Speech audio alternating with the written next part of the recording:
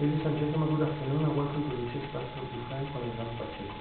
Today we're going to show you how to beat checkmate with the queen and the king versus the lone king.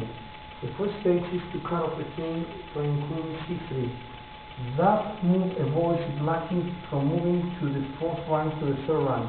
So he has the choice of escaping away or to going back down one file. So after that move, the king continues to cut off the king.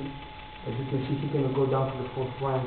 So he continues to e5, queen c4, queen f5, queen d4, queen g5, queen e4, king h5. In this moment, after queen f4, the queen cannot continue to escape, or he has to go back to g6.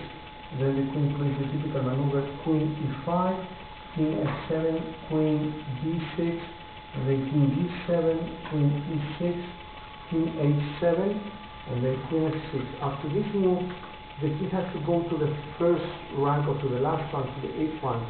After that, queen plays queen e7, and the king has to move to h8.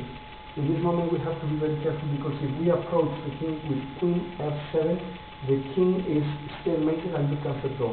So he has to move the king, king d8, king d3, king h8, king g4, king g8, king g5, king h8, king g6, king g8, and now we're in a typical mating position with queen e8, checkmate.